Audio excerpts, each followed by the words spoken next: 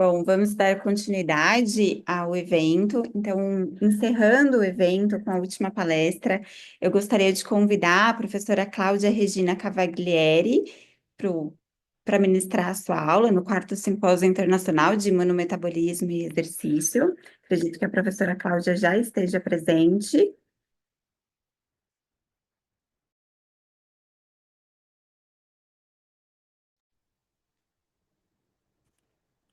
Olá, boa tarde a todos. Estão me ouvindo? Estamos sim, professora Cláudia. Seja muito bem-vinda. Obrigada por ter aceitado o nosso convite e estar presente aqui hoje.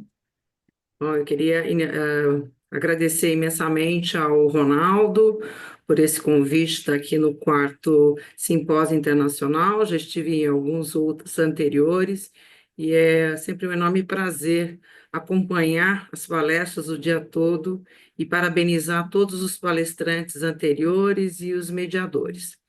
Bem, então, aqueles que conseguiram ficar o dia todo aqui, com certeza aprenderam bastante. Então, vou aqui lembrar como compartilha, que faz tempo que eu não uso, a gente voltou no presencial, né? Então, vamos lá. Professora Cláudia, enquanto a senhora compartilha, eu vou apresentá-la a todos os ouvintes brevemente, tudo bem? Tudo bem? Tá? Opa.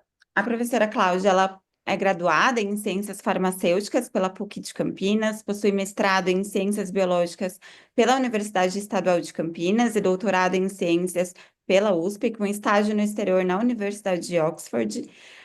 Possui pós-doutorado em Fisiologia Humana na Universidade de São Paulo, é docente do Departamento de Educação Física Adaptada da Faculdade de Educação Física da Unicamp, e as suas áreas de interesse são Fisiologia do Exercício, Atividade Física e Saúde, além da Bioquímica do Exercício, especificamente nos seguintes temas: Imunologia do Exercício, citocinas pró e anti-inflamatórias, metabolismo e metabolômica, doenças crônicas não transmissíveis, obesidade, diabetes e envelhecimento.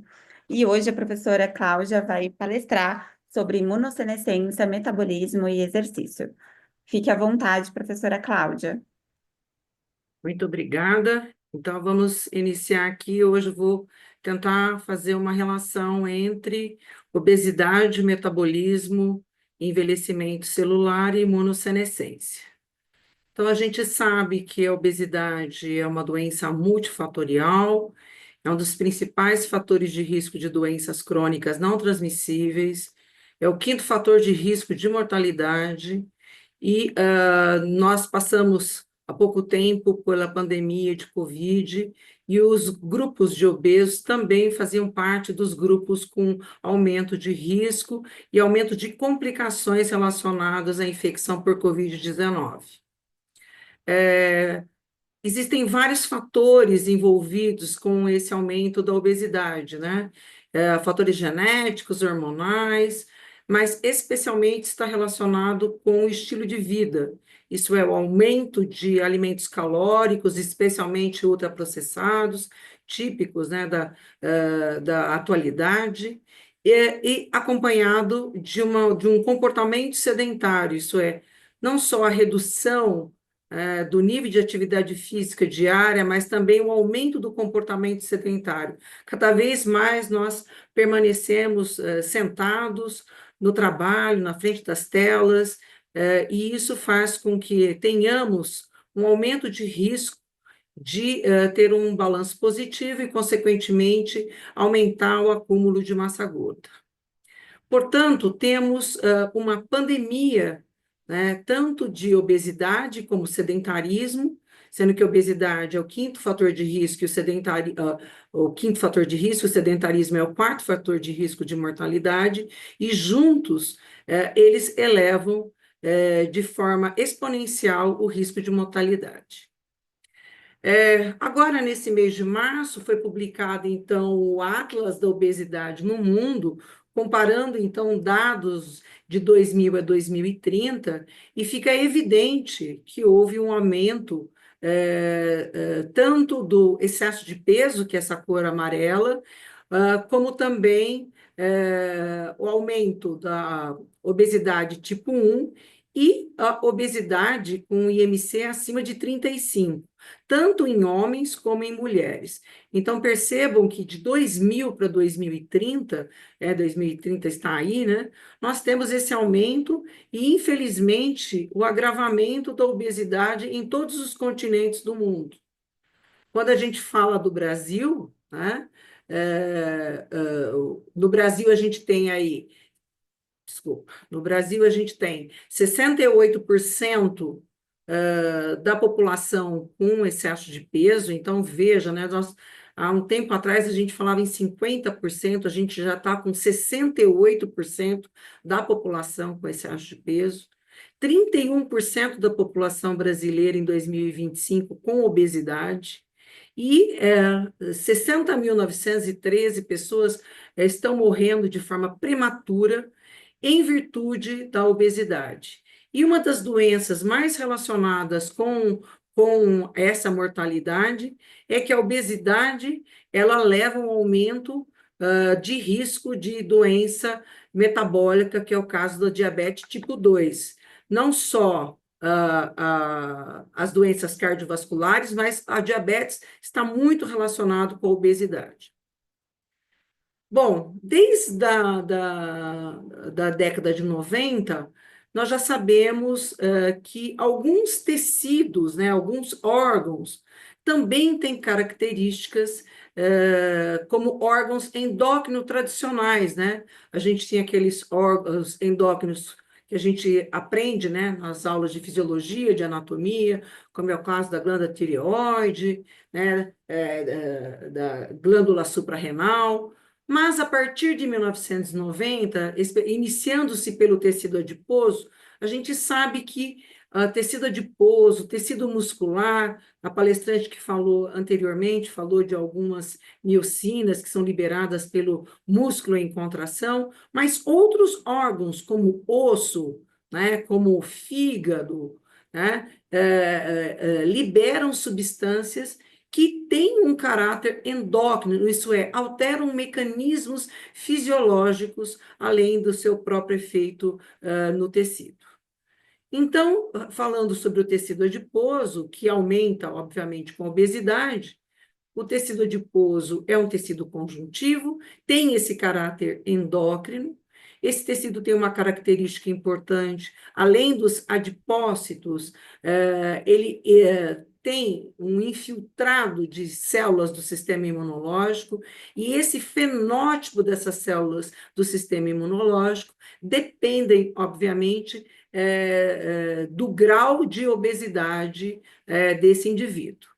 Importante dizer que esse tecido adiposo, tanto os adipócitos como as células infiltradas nesse tecido, liberam as adipocinas, e essas adipocinas podem ser anti- ou pró-inflamatórias, e elas fazem uma comunicação, isso é, fazem um crosstalk com outros tecidos, como o caso do fígado, do coração, do músculo esquelético, do rim, do próprio sistema imunológico, endotélio vascular, pâncreas, cérebro, entre outros.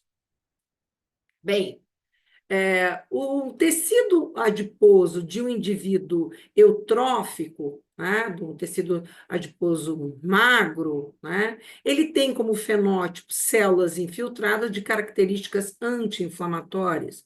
Isso é o fenótipo de macrófagos do tipo M2, células Treg tipo CD4, e essas células de fenótipo anti-inflamatório liberam adipocinas, de características e agem como anti-inflamatórios.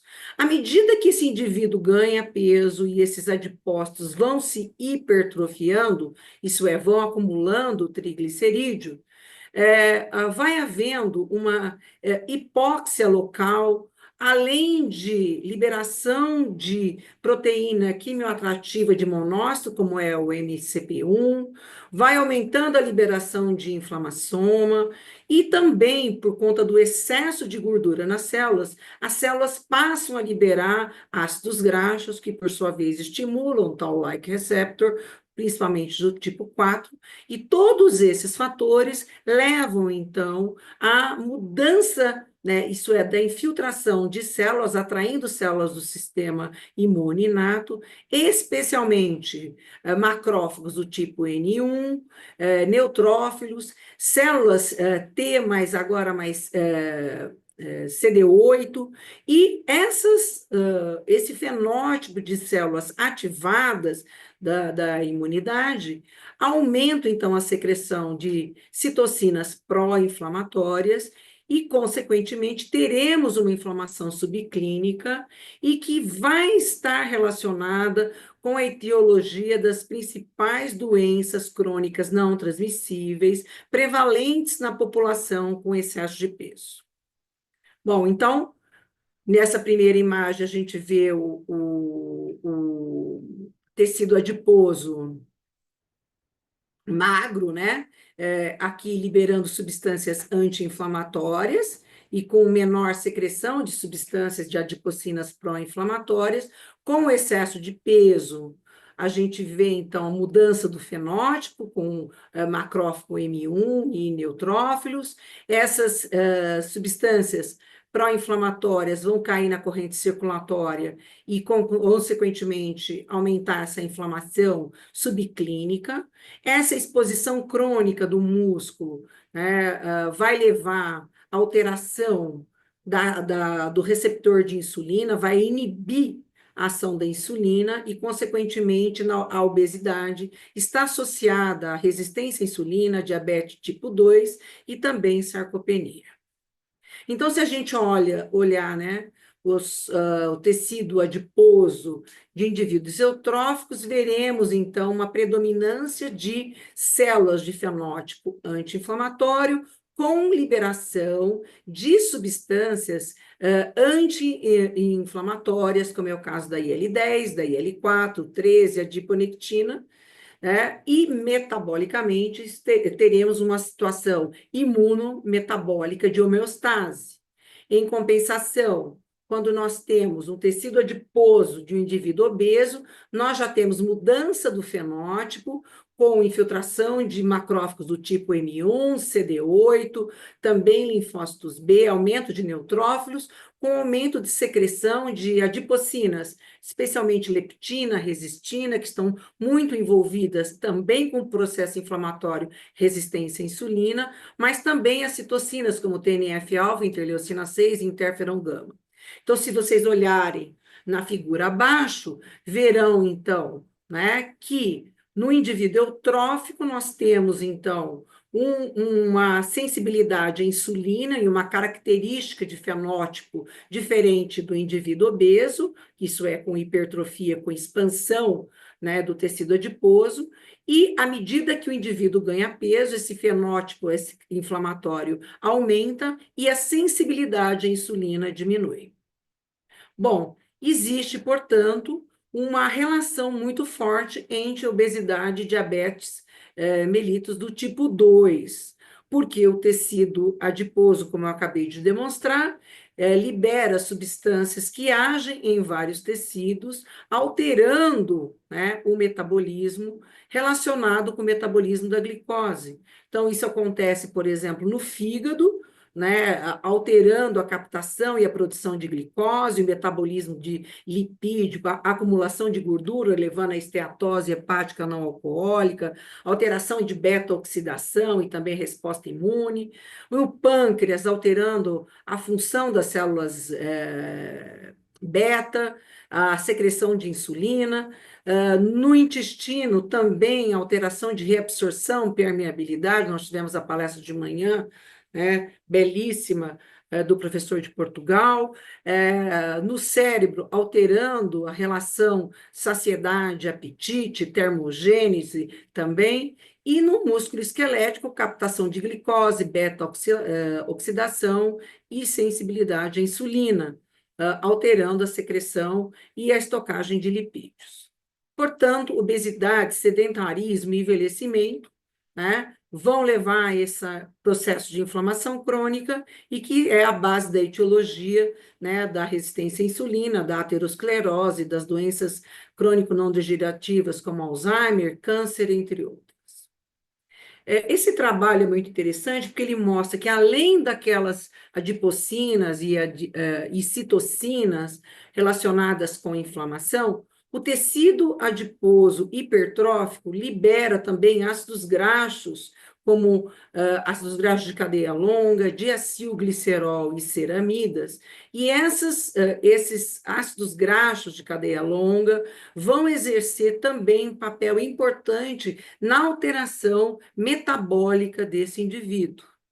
Trabalho recente publicado pelo meu grupo foi o trabalho de doutorado da Renata Duft, pesquisadora hoje da Universidade de Aberdeen.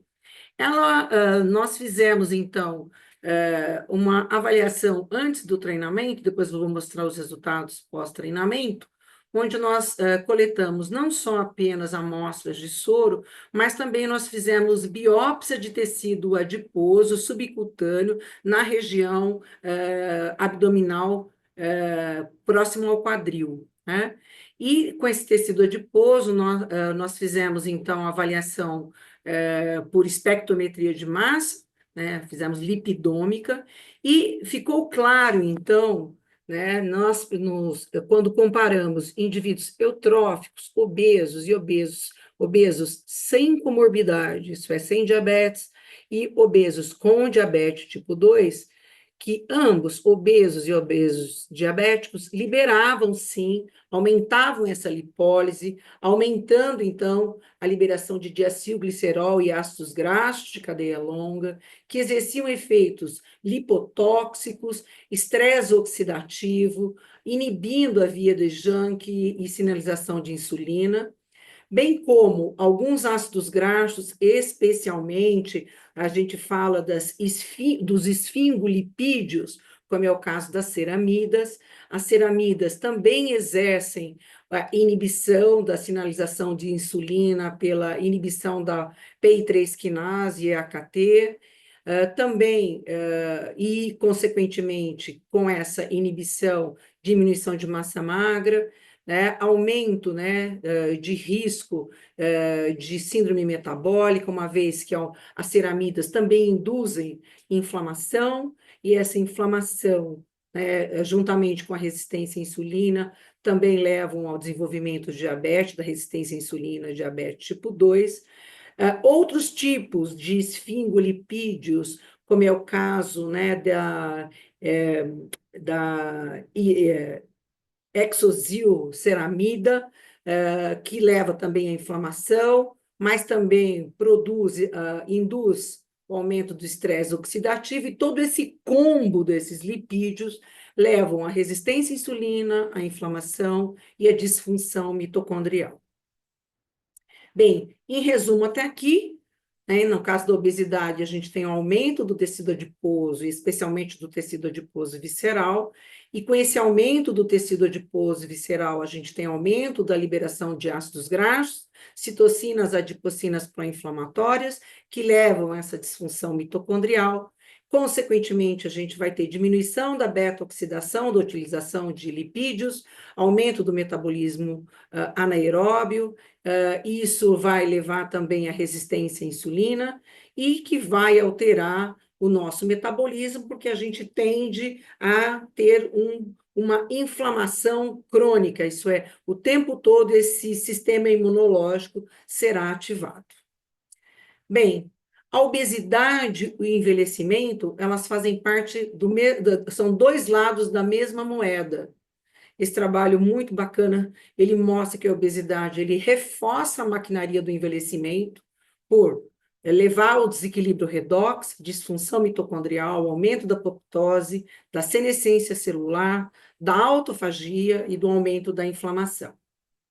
Esse grupo da professora Mônica de la Fuente e Núria Castro, da Espanha, elas também propuseram, né, que a obesidade promove a imunossenescência precoce. A gente já sabe, né, do ox-inflammatory aging, né, que o estresse oxidativo e a inflamação, né, aumentam, né, alteram, né, a resposta imunológica, levando, então, à mortalidade, e que a obesidade reforça, né, de forma precoce esse oxy-inflammatory age, levando, então, ao aumento de mortalidade, exatamente porque acelera o envelhecimento do sistema imunológico, levando, então, uma imunossenescência precoce. Esse estudo do mesmo grupo, feito com camundongo, ele compara, então, camundongos adultos, camundongos, é, desculpa, camundongos que são obesos adultos jovens, e camundongos, essa barra escura, já são camundongos que são eutróficos, mas são idosos. Podem perceber que a barra chanfrada, que são jovens obesos, e os camundongos idosos eutróficos, todos eles apresentam alterações nas funções das células do sistema imunológico.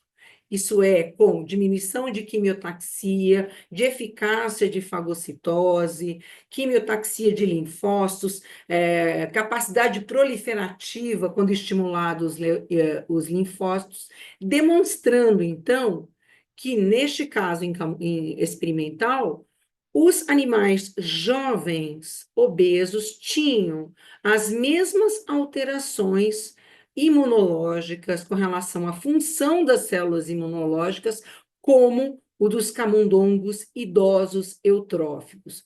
Isso mostra claramente que a obesidade promove a senescência precoce do sistema imunológico. Bem, mais recentemente, esse grupo também da Espanha propôs um nome para essa relação do tecido adiposo com o envelhecimento, chamado adip aging. Isso é, o envelhecimento e a obesidade compartilham dos mesmos marcadores biológicos, né? E, consequentemente, levam à disfunção do tecido adiposo. Então, os hallmarks, os mesmos marcadores. Então, eles propõem, né, olhando aqui do lado uma pessoa que tem peso normal, à medida que ganha peso, a obesidade, então, como eu já expliquei anteriormente, leva à resistência à insulina, lipotoxicidade, alguns daqueles ceramidas e alguns ácidos graxos levam à lipotoxicidade. Também já falei que a obesidade leva, né, à produção de substâncias inflamatórias, no caso de algumas adipocinas e citocinas pró-inflamatórias, e também a obesidade leva à disfunção, né, de células-tronco, né, das stem cells, o estresse oxidativo, levando então ao processo de inflammatory aging. Por outro lado, se a gente olhar do lado direito, vocês vão ver que há um progressivo envelhecimento dos sistemas fisiológicos. No envelhecimento, nós também apresentamos resistência à insulina, também produzimos substâncias que levam à lipotoxicidade. No indivíduo idoso, também existe uma inflamação senil, por conta das mudanças de composição corporal, como diminuição da massa magra, diminuição de tecido adiposo subcutâneo, aumento de tecido gorduroso visceral, que também leva a essa disfunção do tecido adiposo, promovendo, então, produção de citocinas pró-inflamatórias, estresse oxidativo, e no caso do envelhecimento, também alterações de célula-tronco, levando à exaustão dessas células. Então, ambos, a obesidade e envelhecimento, compartilham dos mesmos mecanismos que levam a este processo de inflamação e envelhecimento que afetam vários órgãos do nosso organismo.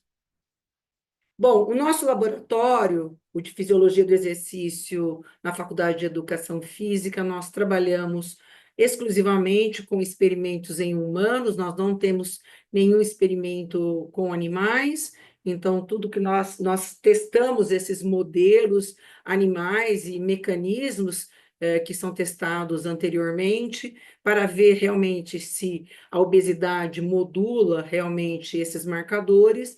E este trabalho, publicado recentemente, do pós-doutorando Diego Brunelli, com o apoio da FAPESP, nós fomos avaliar, né, em linfócitos, se a obesidade aumentava a expressão de alguns marcadores envolvidos com a imunossenescência em pessoas obesas de meia idade, de 40 a 60 anos de idade.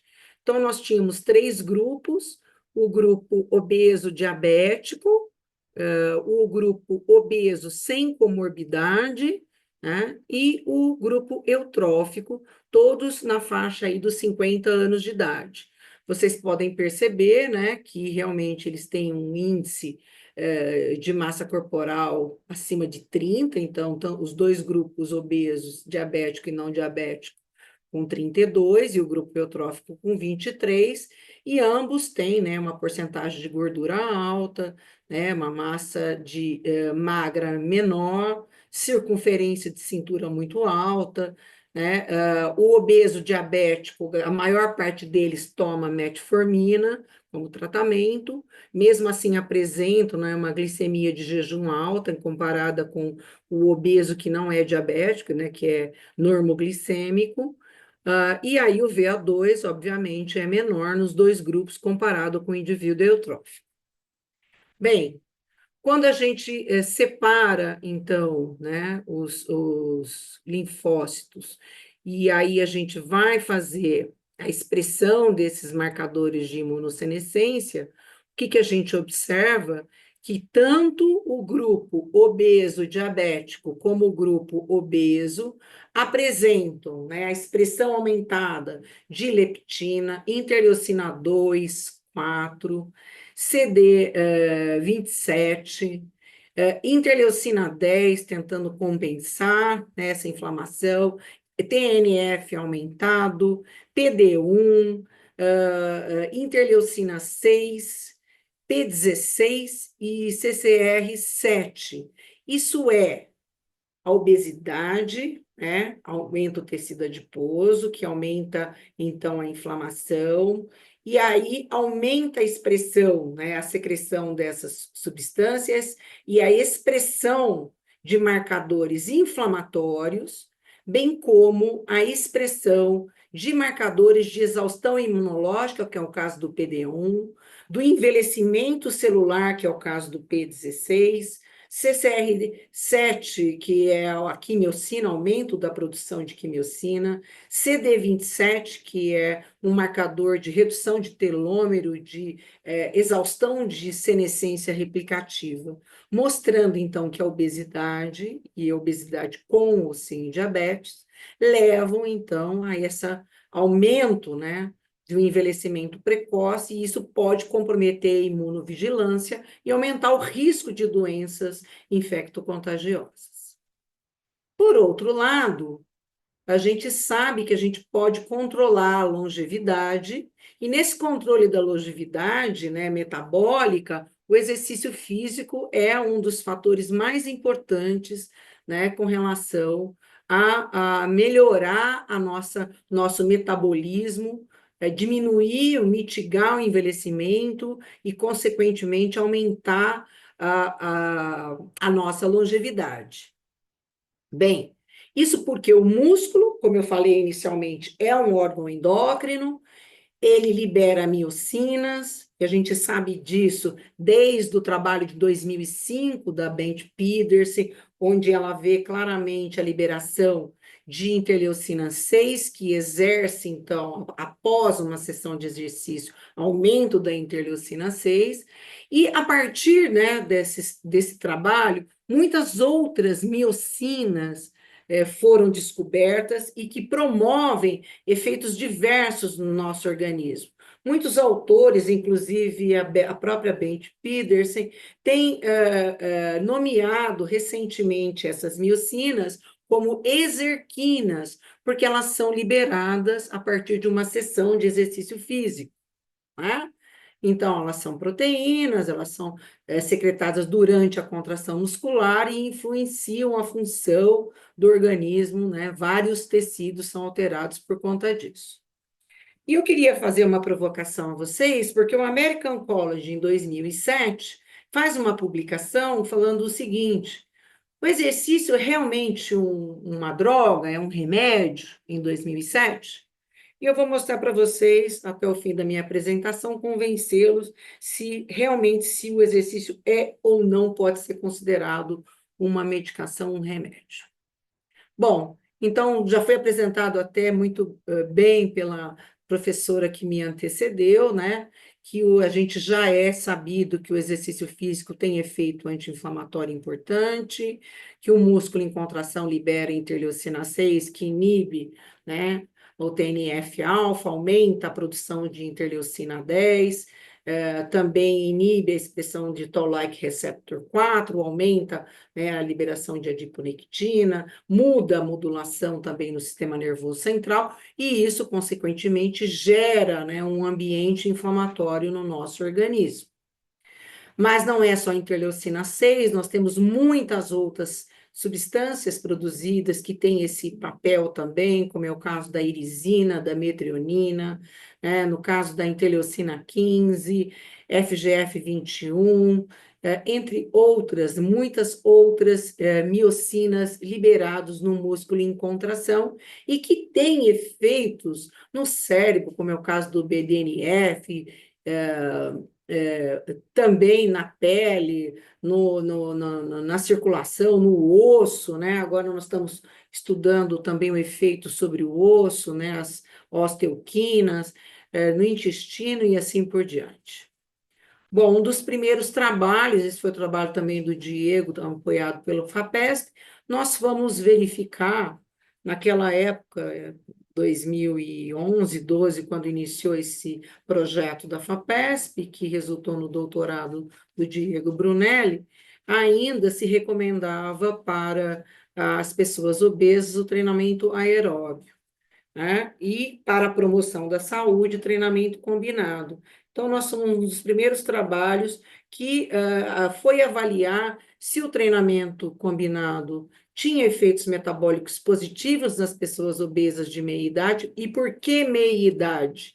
Porque em meia idade, 40 anos, é onde a maior parte das pessoas começam a apresentar essas doenças crônicas não transmissíveis e acúmulo de gordura. Logicamente que a vida moderna tem antecipado a obesidade, como eu já falei, tá?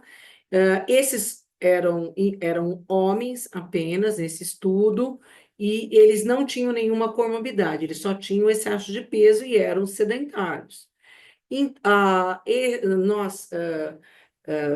Eles foram submetidos a 24 semanas de treinamento combinado, isso é, treinamento de força, treinamento aeróbio, 3 vezes por semana na mesma sessão de treino. A cada 8 semanas eles eram reavaliados, e o que a gente observa é que o treinamento combinado, ele diminuiu a massa gorda, aumentou massa magra, diminuiu cintura, aumentou o VO2, aumentou força de membro superior e inferior e, especialmente, diminuiu a secreção de insulina, o que é indicativo de uma melhora da sensibilidade, ó, diminuiu o ROMA, e mesmo eles ainda sendo normoglicêmicos, o treinamento combinado promoveu, né, a diminuição da glicemia, enquanto que o controle, nós tivemos uma leve piora, porque ele se manteve sedentário. Em relação aos marcadores inflamatórios, nós observamos que 24 semanas foi capaz de diminuir o PCR, a proteína C reativa, de alto risco, isso é, acima de 2, né, para 1, né, o que é baixo risco de doença cardiovascular. Além disso, tivemos reduções significativas da concentração de leptina, de resistina, aumento de adiponectina, né? E no grupo controle, aumento de TNF, diminuição de interleucina 10, e no grupo que treinou, aumento de interleucina 15, o que demonstra realmente que o treinamento combinado, ele melhora a composição corporal e tem um efeito anti-inflamatório significativo sem mudança na dieta. porque nós não fazemos intervenção na dieta, a gente só acompanha, e inclusive recomenda que os grupos mantenham sua dieta. Bom, nesse mesmo estudo, nós começamos a usar a metabolômica para entender o metabolismo global desses indivíduos. Nesse trabalho, que foi a iniciação científica da Renata Duft, com apoio da FAPESP, também nós usamos, então, a ressonância magnética de 600 MHz e comparamos, então, esses mesmos indivíduos antes e após o treinamento de 24 semanas de treinamento combinado. E a gente pode verificar claramente, esse grupo verde aqui é o grupo que treinou, e o grupo rosinha é o grupo que não treinou. Então, metabolicamente, eles são totalmente diferentes, né? E o que faz com que eles sejam metabolicamente diferentes, né, são 20 metabólitos, mas especialmente os metabólitos tirosina, histidina, 2-oxi-isocaproato e piruvato. Então, a tirosina, vocês sabem, está envolvida com o sistema nervoso simpático, né? Então, e isso, né, a gente sabe que a obesidade modula, né, o sistema nervoso autonômico, as pessoas obesas têm, né, diminuição da variabilidade da frequência cardíaca, aumento da tirosina, enquanto que a histidina, ela é diminuída nos indivíduos obesos, e isso está relacionado com a inflamação. Oxi-isocaproato e piruvato estão relacionados, obviamente, com o metabolismo, a capacidade de produzir energia, e no caso do piruvato aumentado, isso significa que nós estamos tendo um metabolismo anaeróbio, né, com diminuição de beta-oxidação e fosforilação oxidativa. Bom, o segundo pós-doc do Diego Brunelli ainda, nós vamos testar, então, aqueles indivíduos obesos, né, que a gente viu que tinham marcadores de imunossenescência alterados, né, aumentados, e fomos, então, submetemos esses indivíduos obesos, diabéticos, 16 semanas de treinamento combinado nesse estudo, e foram também 3 vezes por semana, treinamento de força aeróbica na mesma sessão de treinamento, tá? E aí nós fomos fazer as mesmas expressões gênicas dos mesmos marcadores que a gente tinha feito naquele primeiro estudo transversal comparando os grupos. E o que a gente verifica, né, do controle que não treinou e do obeso diabético que treinou, que nós tivemos diminuição da interleucina 4, tivemos diminuição da expressão de TNF-alfa, inflamação, tivemos diminuição da expressão de PD-1, que é um indicador de exaustão imunológica, tivemos diminuição de CD27, que é aquela redução de telômero, né, e senescência replicativa, mas, de maneira geral, nós tivemos várias tendências de redução que, provavelmente, se tivéssemos um aumento de N, ou talvez um aumento de tempo de treinamento, isso aparecesse de forma significante. Outra questão importante relacionada também com exercício e imunossenescência, esse trabalho muito interessante da Exercise Sport Science Review, né, ele propõe, então, né, que no envelhecimento, ou também quando o indivíduo tem replicações de vírus latentes, como citomegalovírus, herpes, entre outros, nós vamos tendo essa ativação inflamatória constante, consequentemente, nós vamos tendo a senescência dos linfócitos e, consequentemente, esse repertório, né, de infecções ao longo da vida, né, levam um acúmulo de células de memória e diminuição de células Navy, de células virgem, que são fundamentais para a resposta imunológica para novos antígenos. E existe, então, uma teoria onde que o exercício físico poderia, então, estimular, né, as células mais velhas, as células senescentes, a migrarem para os tecidos quando a gente faz exercício físico. Parece que isso ocorre. Quem sai primeiro são realmente as células mais velhas. Elas vão sofrer apoptose nesse tecido e vão permitir um espaço, né? E o próprio exercício vai aumentar a secreção de interleucina 7, que por sua vez é um ativador do timo, levando então ao aumento de linfócitos T-naive, melhorando então a resposta imunológica dessas pessoas. Isso era uma teoria, nós fomos testar, terceira parte do pós-doc do Diego, então nós fomos testar se o treinamento combinado, ele realmente reverteria essa senescência dos linfócitos T em indivíduos obesos, né? E foi as mesmas pessoas, são 40, 60 anos, né? O grupo também obeso, que treinou e não treinou, e a gente vê claramente, esses dados ainda não foram publicados, então a gente vê claramente, né? Aqui é o grupo controle, esta barra em verde aqui é o grupo obeso que treinou, mostrando então que há um aumento de células T-naive, de células virgens, como proposto pela teoria que eu acabei de explicar.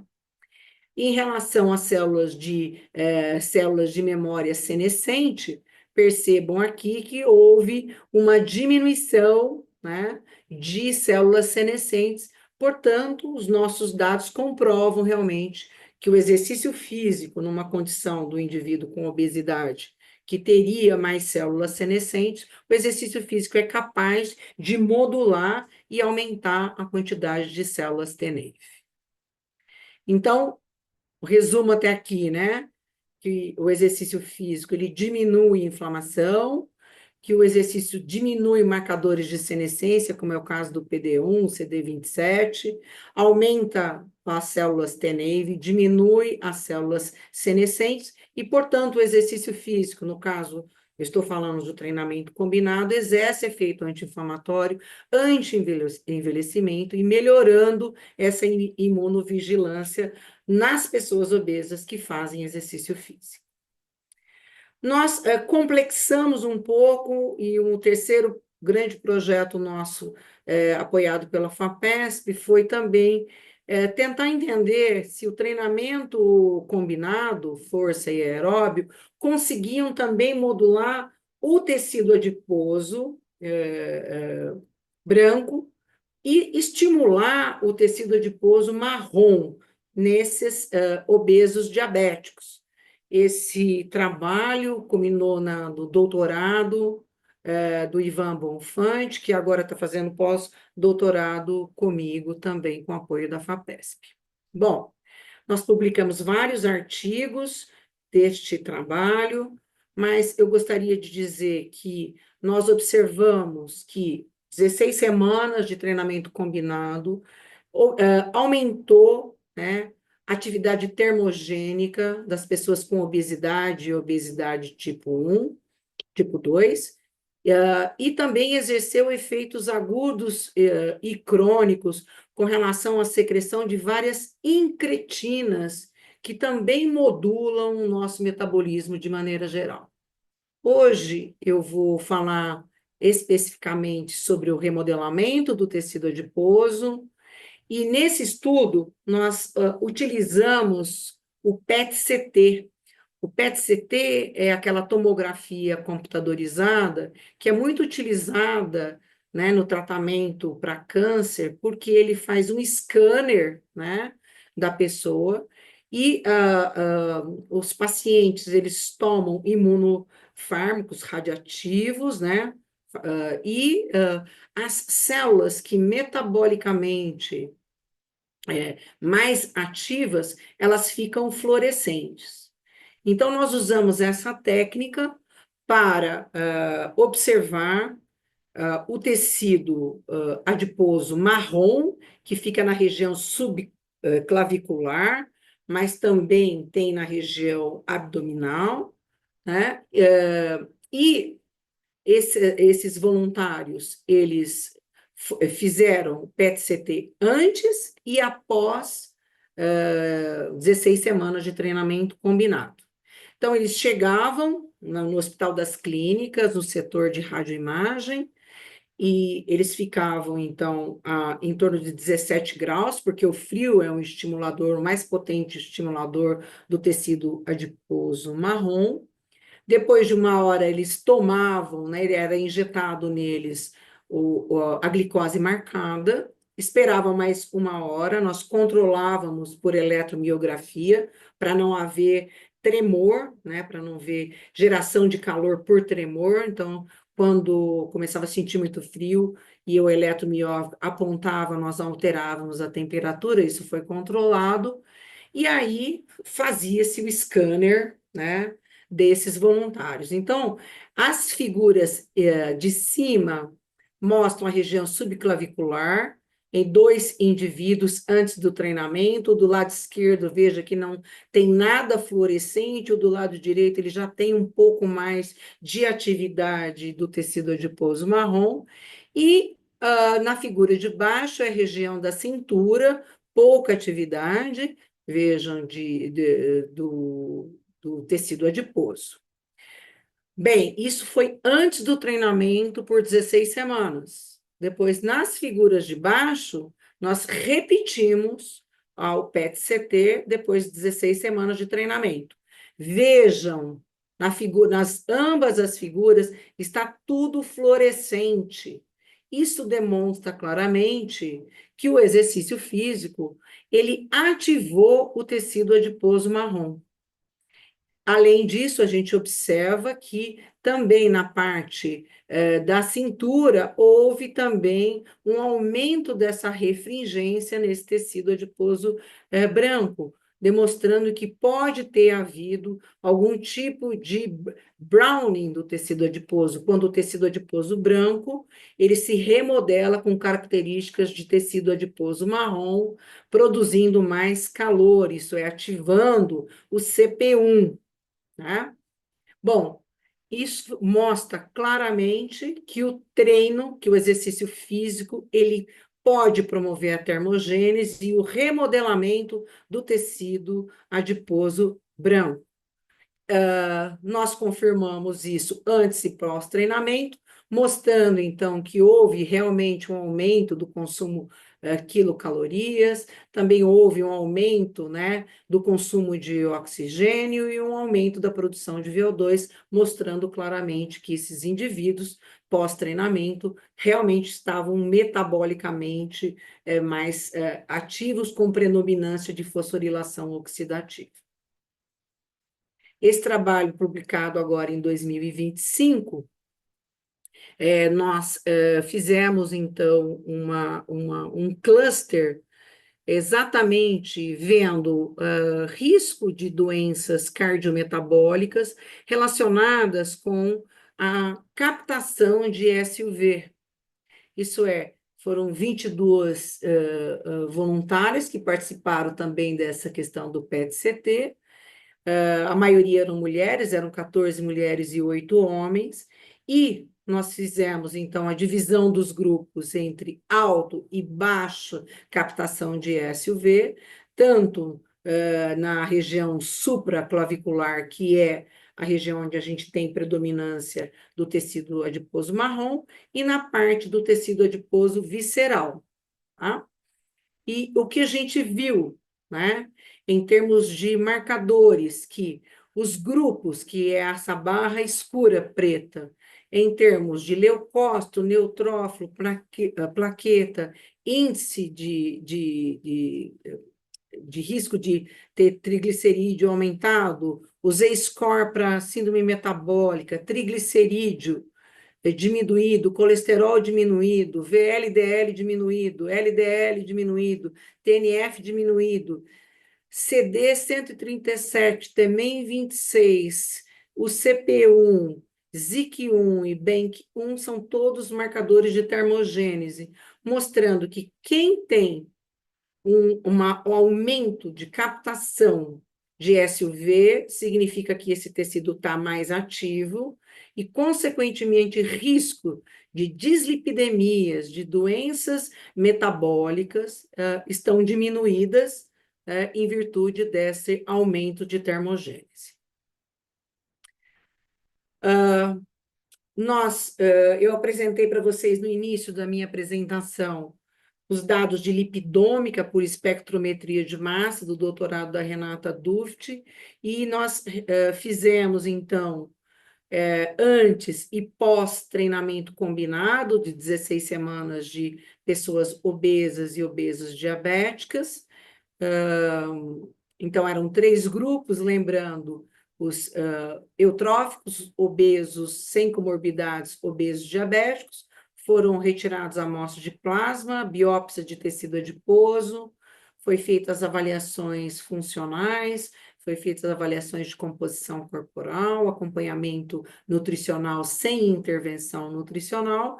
Eles foram submetidos a 16 semanas de treinamento combinado, 3 vezes por semana, força e aeróbio, e essas amostras, tanto de plasma como de tecido adiposo, né, foram testadas, testadas na lipidômica por espectrometria de massa, tá? Bom, do lado esquerdo, nós temos grupos eutrófico, obeso e obeso diabético, antes e pós-treinamento, todas as amostras de plasma, e as figuras do lado direito mostram o grupo eutrófico antes e pós, obeso antes e após, e diabéticos antes e após o treinamento de 16 semanas. Em todas as imagens, vocês podem observar que o treinamento modula o metabolismo lipídico e os grupos metabolicamente são muito distintos, sejam indivíduos eutróficos, obesos sem comorbidades e obesos diabéticos. Então, o exercício físico, ele tem este poder de modular o metabolismo lipídico. 16 semanas de treinamento físico foi capaz de diminuir secreção de ácidos graxos de cadeia longa, foi capaz de diminuir ceramidas, as esfingomielinas, esfingolipídios, que são relacionados com inflamação e estresse oxidativo, e conseguiu diminuir ceramidas, isso é, o exercício físico modulou o metabolismo lipídico, diminuindo, né, essa inflamação, essa disfunção mitocondrial e esse estresse oxidativo, aumentando, então, ácidos graxos poliinsaturados, que exercem efeitos anti-inflamatórios e que melhoram o metabolismo de maneira geral. Em termos, né, de lições, de recados que eu gostaria de deixar aqui para vocês na tarde de hoje, é que a obesidade, em termos de metabolismo, ela aumenta a predominância do metabolismo aeróbio, com aumento do piruvato, né, que a gente observou em metabolômica. Ele também aumenta, né, a secreção de ácidos graxos, especialmente saturados, esfingolipídios e ceramidas, que aumentam a inflamação. A obesidade aumenta, né, o hidroxibutirato, o catabolismo da valina, isso é um biomarcador importante de diabetes mellitus tipo 2. A obesidade diminui a secreção de glutamina e histidina, e isso está relacionado com a inflamação e estresse oxidativo, e tudo isso culmina na disfunção mitocondrial e redução da fosforilação oxidativa. Com relação ao sistema imunológico, nós vimos que a obesidade aumenta a secreção de adipocinas e citocinas pró-inflamatórias, que aumentam a inflamação, o estresse oxidativo e o risco de doenças crônicas não transmissíveis, especialmente diabetes. Que obesidade e diabetes compartilham, né, os mesmos marcadores de envelhecimento, levando à imunossenescência precoce. Ocorre uma redução, então, da imunovigilância, aumento de risco de doenças infecto-contagiosas, e, consequentemente, também alteração da resposta vacinal. O exercício, por outro lado, melhorou a função mitocondrial, melhorou a fosforilação oxidativa, diminuiu o piruvato, glicose, resistência à insulina, aumentou a oxidação de lipídios, diminuiu ácidos graxos saturados, diminuiu ceramidas e outras esfingolipídios, ativou o tecido adiposo marrom, promoveu o aumento do Brown e do tecido adiposo branco, a gente viu o aumento da termogênese por PET-CT, e isso diminuiu o risco de doenças cardiovasculares e de doenças lipídicas, como dislipidemias e síndrome metabólica em obesos do tipo 2. E com relação ao sistema imunológico, o exercício físico tem tanto efeito anti-inflamatório como anti-envelhecimento e melhora a imunovigilância. Portanto, em 2020, o American College of Sport Medicine, que tinha publicado, e que eu falei para você, o exercício é um remédio, 2020, o próprio American College publica um artigo afirmando exercício realmente é um remédio, e a gente pode constatar, por vários desses dados que eu mostrei para vocês hoje, que realmente o exercício é um remédio, é uma droga milagrosa, e que uma sessão de exercício físico é capaz de alterar e liberar substâncias e modular positivamente vários tecidos do nosso organismo. Queria agradecer, eu não podia deixar de agradecer as agências de fomento que suportam as nossas pesquisas, todos os nossos parceiros no Brasil e no exterior, temos vários colegas que nos ajudam compartilhando, então, amostras e equipamentos. Essa é a minha faculdade, convido vocês para visitar a Unicamp. O meu laboratório fica na Faculdade de Educação Física. Esse aqui é o meu grupo, queria agradecer aos meus alunos, às professoras Mara Patrícia e Lígia Antunes, que fazem parte do Laboratório de Fisiologia do Exercício, e aos alunos que estão agora e os que já saíram. Meu muito obrigada pela atenção de todos vocês, e aqui está meu contato, caso queiram fazer alguma coisa comigo. Muito obrigada.